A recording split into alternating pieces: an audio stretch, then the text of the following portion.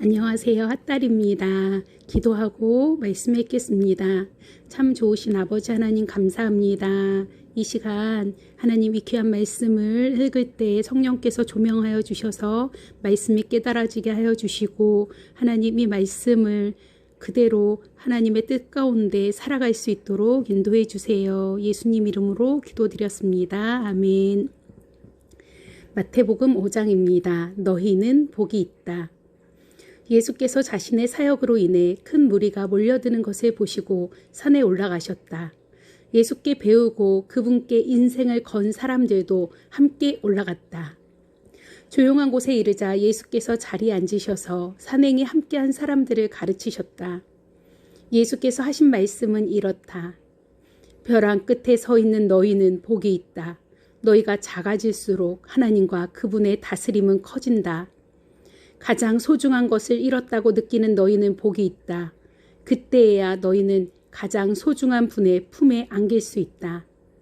더도 말고 덜도 말고 자신의 모습 그대로 만족하는 너희는 복이 있다. 그때 너희는 돈으로 살 수 없는 모든 것의 당당한 주인이 된다. 하나님께 입맛이 당기는 너희는 복이 있다. 그분은 너희 평생에 맛볼 최고의 음식이요 음료다. 남을 돌보는 너희는 복이 있다. 그렇게 정성 들여 돌보는 순간에 너희도 돌봄을 받는다. 내면 세계, 곧 마음과 생각이 올바른 너희는 복이 있다. 그때야 너희는 바깥 세상에서 하나님을 볼 수 있다. 경쟁하거나 다투는 대신에 협력하는 모습을 보여주는 너희는 복이 있다. 그때 너희는 진정 자신이 누구이며 하나님의 집에서 자신의 자리가 어디인지 알게 된다. 하나님께 헌신했기 때문에 박해를 받는 너희는 복이 있다. 그 박해로 인해 너희는 하나님 나라에 더 깊이 들어가게 된다. 그뿐 아니다. 사람들이 내 평판을 떨어뜨리려고 너희를 깔보거나 내쫓거나 너희에 대해 거짓을 말할 때마다 너희는 복을 받은 줄로 알아라. 그들이 그렇게 하는 이유는 진리가 너무 가까이 있어서 그들이 불편을 느끼기 때문이다. 그런 일이 일어날 때 너희는 기뻐해도 좋다. 아예 만세를 불러도 좋다. 그들은 싫어하겠지만 나는 좋아하니 말이다. 온 천국이 박수를 보낼 것이다. 또한 너희만 그런 일을 당하는 것이 아님을 알아라. 내 예언자와 증인들은 언제나 그런 고생을 했다. 소금과 빛. 너희가 여기 있는 이유를 말해주겠다.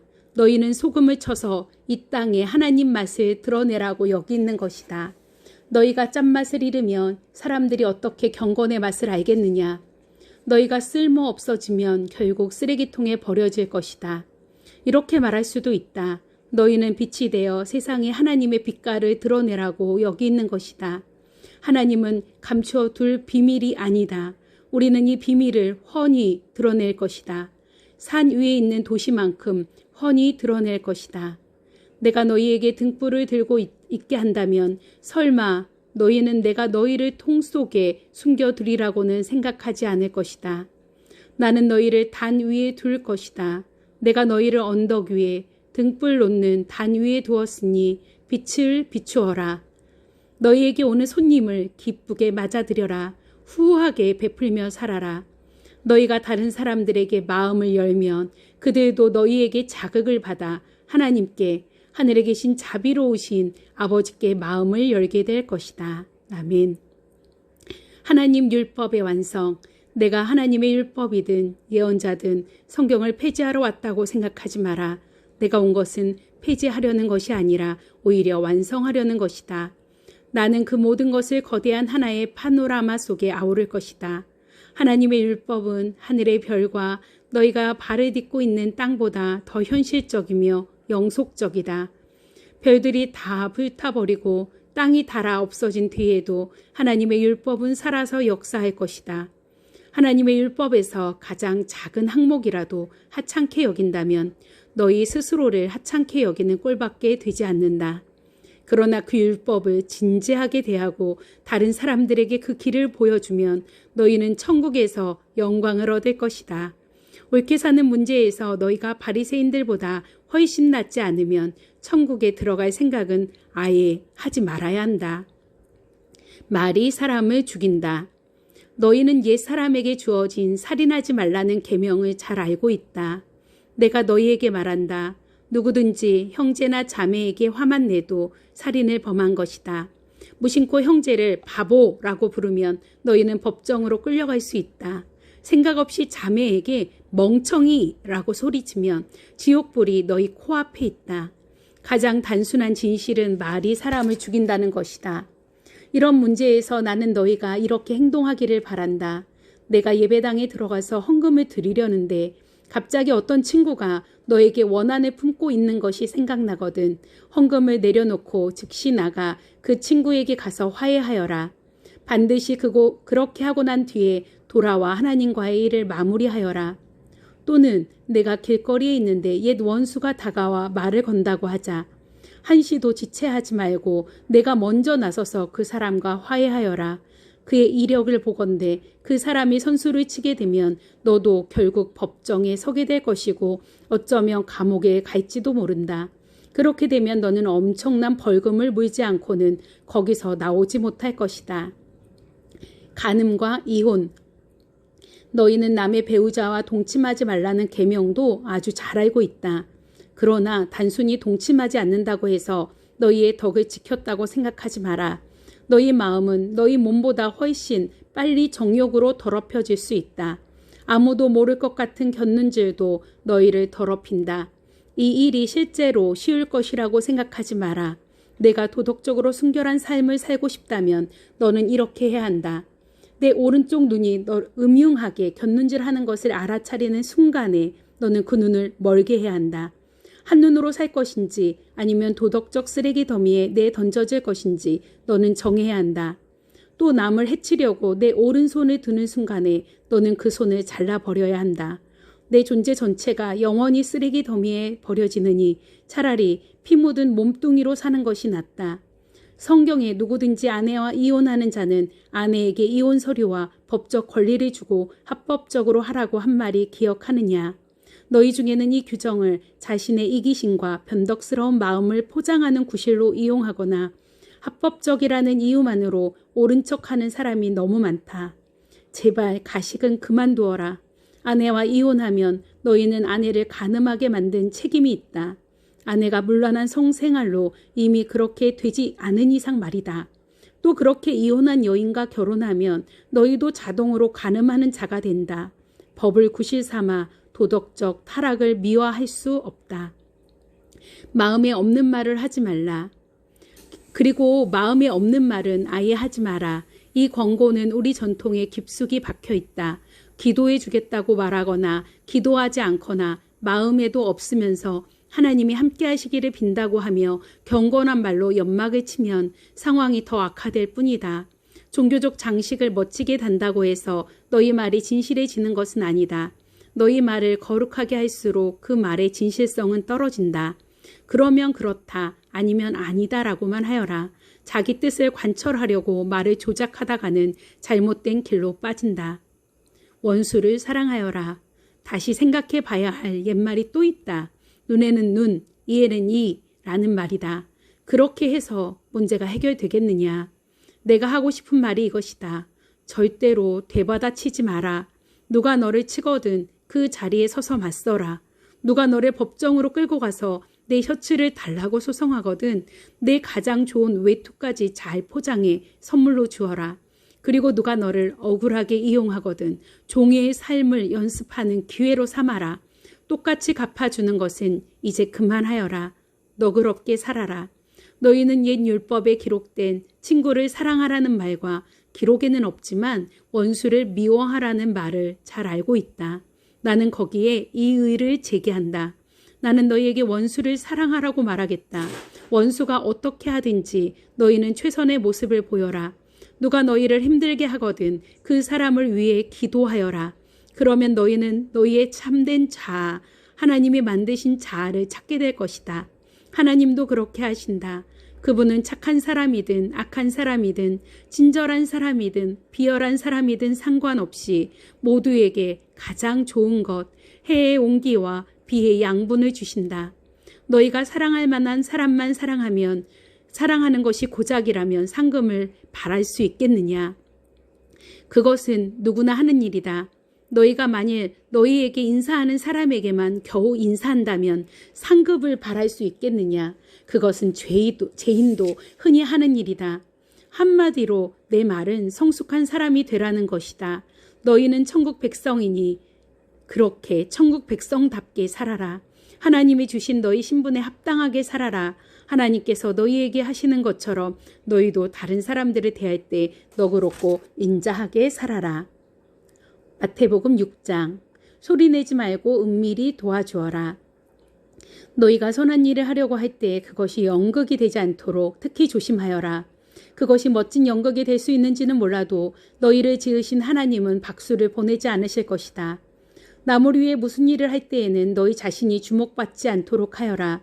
분명 너희도 내가 연극배우라고 부르는 이들의 행동을 보았을 것이다. 그들은 기도하며 큰 길을 무대로 알고는 누군가 자기를 보고 있으면 긍휼을 베풀고 사람들 앞에서 연극을 한다. 물론 그들은 박수를 받지만 그것이 전부다. 너희는 남을 도울 때에 자신이 어떻게 보일지 생각하지 마라. 그냥 소리내지 말고 은밀히 도와주어라. 사랑으로 너희를 잉태하신 너희 하나님도 무대 뒤에서 일하시고 너희를 은밀히 도와주신다. 아멘. 단순하게 기도하여라. 또 너희가 하나님 앞에 나아갈 때도 연극을 하지 마라. 그렇게 하는 사람들은 다 스타가 되기를 꿈꾸며 기도할 때마다 쇼를 일삼는다. 하나님께서 극장 객석에 앉아 계신다는 말이냐. 너희는 이렇게 하여라. 하나님 앞에서 연극하고 싶은 유혹이 되지 않도록 조용하고 한적한 곳을 찾아라. 할 수 있는 한 단순하고 솔직하게 그 자리에 있어라. 그러면 초점이 너희에게서 하나님께로 옮겨지고 그분의 은혜가 느껴지기 시작할 것이다. 세상에는 이른바 기도의 용사들이 가득하나 그들은 기도를 모른다. 그들은 공식과 프로그램과 비결을 잔뜩 가지고서 너희가 바라는 것을 하나님께서 얻어내는 방법들을 뻗뜨리고 있다. 그 허튼 소리에 속지 마라. 너희가 상대하는 분은 너희 아버지이시며 그분은 너희에게 무엇이 필요한지 너희보다 더 잘 아신다. 이토록 너희를 사랑하시는 하나님 앞에서 그저 단순하게 기도하면 된다. 너희는 이렇게 기도하여라. 하늘에 계신 우리 아버지가 어떤 분이신지 드러내소서. 세상을 바로잡아 주시고 하늘에서처럼 땅에서도 가장 선한 것을 행하소서. 든든한 새끼 식사로 우리가 살아가게 하소서. 아버지께 용서받은 우리가 다른 사람들을 용서하게 하소서. 우리를 우리 자신에게서와 마귀에게서 안전하게 지켜주소서. 아버지께는 그럴 권한이 있습니다. 원하시면 무엇이든 하실 수 있습니다. 영광으로 빛나시는 아버지, 예, 정말 그렇습니다. 기도에는 하나님이 하시는 일과 너희가 하는 일이 연결되어 있다. 예를 들어 너희가 다른 사람들을 용서하지 않고는 하나님의 용서를 받을 수 없다. 너희가 자기 몫을 다하지 않으면 하나님께서 너희에게 주실 몫을 너희 스스로 차단하는 셈이 된다. 하나님께 더 집중하려고 식욕을 절제하는 훈련을 할 때에는 요란하게 하지 마라. 그렇게 하면 조금은 유명해질지 모르나 거룩한 사람으로 변화될 수는 없다. 너희가 내면의 훈련에 들어가려거든 겉으로는 평소처럼 행동하여라. 머리를 감아 단정하게 빗고 양치질을 하고 세수를 하여라. 관심을 끌려는 수법은 하나님께는 필요 없다. 그분은 너희가 하고 있는 일을 그냥 지나치지 않으시고 두둑이 보상해 주신다. 하나님께만 예배하는 삶. 보물을 여기 땅에 쌓아두지 마라. 여기에 두면 좀 먹고 녹슬고 심한 경우에는 도둑까지 맞는다. 보물은 하늘에 차곡차곡 쌓아두어라. 거기는 좀이나 녹, 도둑도 없는 안전한 곳이다.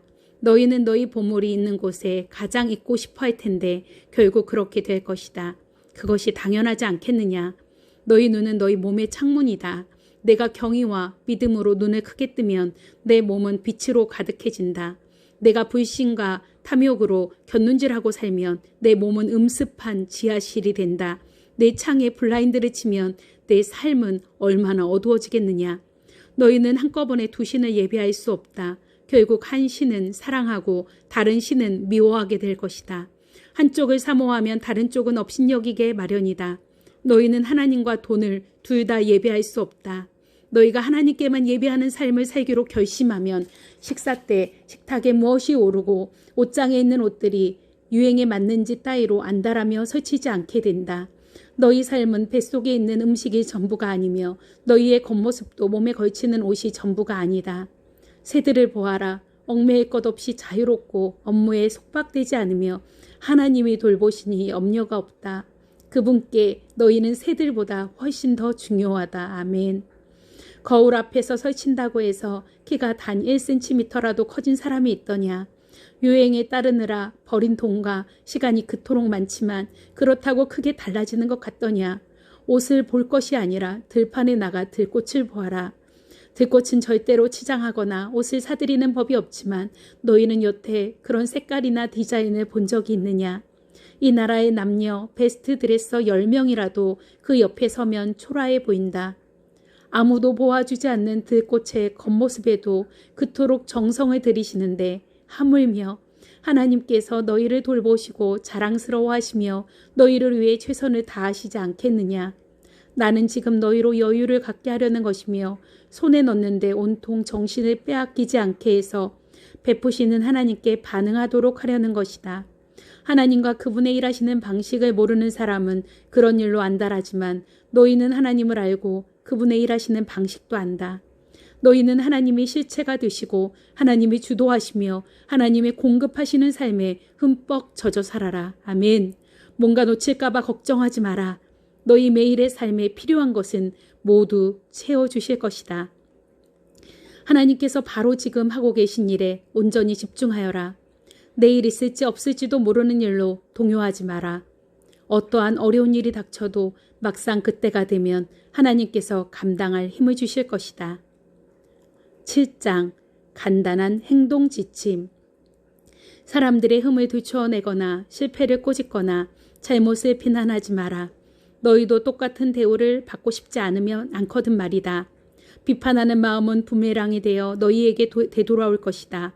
내 이웃의 얼굴에 묻은 얼룩은 보면서 자칫 내 얼굴에 추한 비웃음은 그냥 지나치기 쉽다.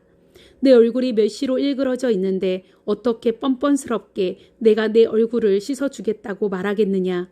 이 또한 동네 방네에 쇼를 하겠다는 사고방식이며 자기 얼굴에 충실하기보다는 남보다 거룩한 척 연기를 하는 것이다. 내 얼굴이 추한 비웃음부터 닦아내라. 그러면 내 이웃에게 수건을 건네줄 만한 사람이 될지도 모른다. 거룩한 것으로 장난치지 마라. 농담과 바보짓은 하나님께 영광이 되지 않는다. 거룩한 신비를 한갓 슬로건으로 격화시키지 마라. 시대를 따라가려다가 너희는 오히려 약아져서 불경스러운 사태를 부를 뿐이다. 하나님과 흥정하지 마라. 솔직하게 말씀드려라. 필요한 것을 구하여라. 우리는 쫓고 쫓기는 게임이나 숨바꼭질을 하고 있는 것이 아니다. 너희 아이가 빵을 달라고 하는데 톱밥을 주면서 아이를 속이겠느냐. 아이가 생선을 달라고 하는데 살아있는 뱀을 접시에 담아 아이에게 겁을 주겠느냐. 너희가 아무리 악해도 그런 생각은 하지 않을 것이다. 너희도 자기 자식에게는 최소한의 예의를 지킨다. 그렇다면 너희를 사랑으로 잉태하신 하나님은 그보다 훨씬 낫지 않으시겠느냐. 여기 간단하지만 유용한 행동 지침이 있다. 사람들이 너희에게 무엇을 해주면 좋겠는지 자문해 보아라. 그리고 너희가 먼저 그들에게 그것을 해주어라. 하나님의 율법과 예언자들의 설교를 다 합한 결론이 이것이다. 아버지의 뜻대로 행하여라. 아버지께 이르는 지름길을 찾지 마라.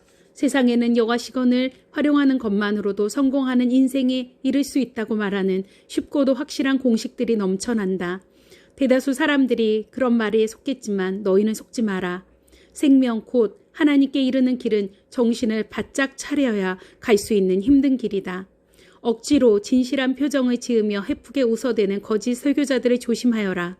그들은 이래저래 너희를 벗겨 먹을 수도 있다. 벗겨 먹으려는 수가 많다.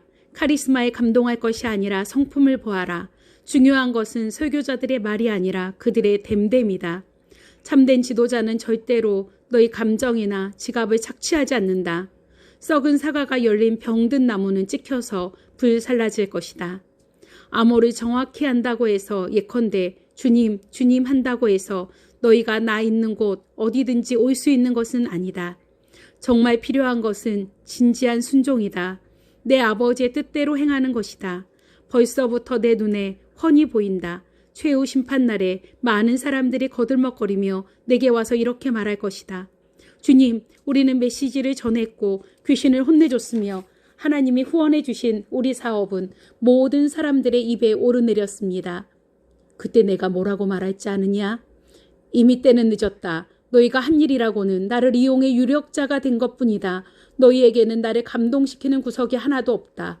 여기서 나가거라. 내가 너희에게 하는 이 말은 너희 삶에 덧붙이는 장식이나 너희 생활 수준을 높여 주는 리모델링 같은 것이 아니다. 내 말은 주춧돌과도 같아서 너희는 내 말 위에 인생을 지어야 한다. 너희가 내 말을 너희 삶으로 실천하면 너희는 든든한 바위 위에 집을 지은 현명한 목수와 같다. 비가 퍼붓고 강물이 넘치고 돌풍이 쳐도 그 집은 끄떡없다. 바위 위에 꼿꼿이 서 있다. 그러나 너희가 내 말을 성경 공부 때만 사용하고 삶으로 실천하지 않으면 너희는 모래사장에 집을 지은 미련한 목수와 같다. 폭풍이 몰아치고 파도가 거세지자 그 집은 맥없이 무너지고 말았다. 예수께서 말씀을 마치시자 무리에게서 박수가 터져 나왔다. 그들은 한 번도 이런 가르침을 들어본 적이 없었다. 예수께서 자기가 말한 그대로 살고 있음이 분명했는데 이는 그들의 종교 교사들과는 아주 대조적이었다. 이것이야말로 그들이 여태까지 들어본 것 중 최고의 가르침이었다. 아멘. 하나님 아버지 감사합니다. 말씀을 듣는데 얼마나 찔리는지 모릅니다. 하나님 깨달음을 주셔서 감사하고 이 말씀을 한 가지라도 반드시 지키고 주님 정말 주님을 닮아가고 주님을 더 깊이 알아가는 우리가 되도록 인도해 주세요. 예수님 이름으로 기도드렸습니다. 아멘. 사랑하고 축복합니다. 말씀을 다 읽고 들으신 분들은 댓글에 아멘이라고 남겨주셔서 성경을 끝까지 같이 읽어보면 어떨까라는 생각이 들었습니다. 네, 지금까지 핫달이었습니다. 감사합니다.